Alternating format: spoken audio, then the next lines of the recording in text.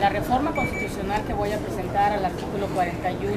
del artículo 99 de la Constitución nos habla de darle herramientas a la PGR para que investigue los recursos de procedencia ilícita, incluso del crimen organizado, que se han inmiscuido en las campañas políticas. Todos sabemos del caso Monex y del caso Soriana, del PRI, del cual precisamente en este momento el IFE los está exonerando, cuando para todos los mexicanos, incluso para la opinión internacional, es un caso de exceso de recursos que no sabemos cuál es su origen y por lo tanto tenemos que facultar a la PGR para que investigue el origen de los recursos de las campañas políticas electorales y de los partidos políticos, ya que precisamente porque no se investiga el origen de esos recursos es que el crimen organizado está gobernando en muchos de los estados de nuestro país. Hasta imponen candidatos. Hasta imponen candidatos, hasta imponen jefes de seguridad, hasta imponen condiciones a los gobernadores. Por lo tanto, debemos de buscar jugar con otras reglas. Y dentro de esas reglas que traemos es que le demos facultades a la PGR para que pueda investigar el origen de esos recursos y sancionar a los partidos políticos o a los representantes, a los que representan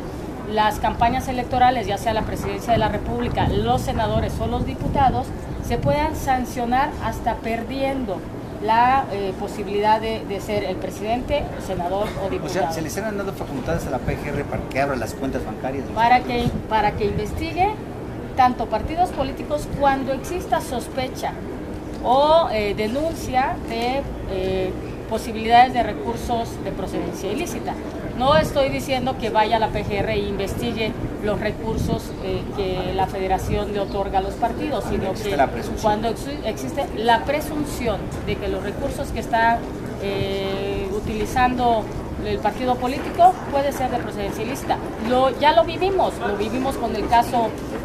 Monex, que es un caso clarísimo y que ahora resulta que los que se sospecha incluso de que el recurso que se utilizó para las tarjetas de Monex y de Soriana, que son más de 150 millones de pesos, sea incluso del crimen organizado. Y resulta que a ellos los exoneran cuando los partidos políticos que utilizaron solo recursos de procedencia federal, que está debidamente documentado, los quieren multar con sumas estratosféricas de 129 millones de pesos por el simple hecho de que a uno les aplican el prerroteo y a otros no. Pues esta iniciativa no tiene dedicatoria.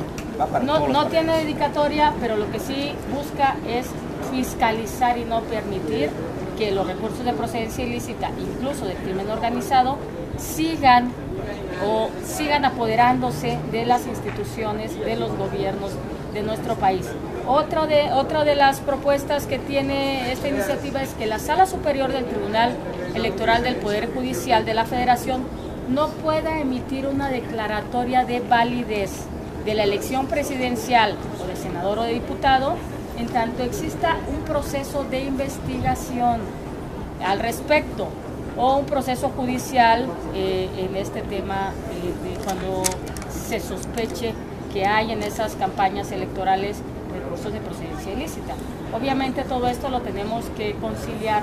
con las leyes secundarias como la de materia de delincuencia organizada y las relativas a procedimientos electorales. Yo creo que debemos de jugar con otras reglas. Cuando estamos viendo que la unidad de fiscalización solo suma y resta,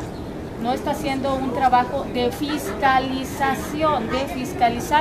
fiscalizar realmente el origen de los recursos, auditar de dónde provienen esos recursos, porque eso es lo que ha llevado a muchos gobiernos a claudicar. Tiene que haber reglas más claras en el financiamiento, en el comportamiento de los financiamientos.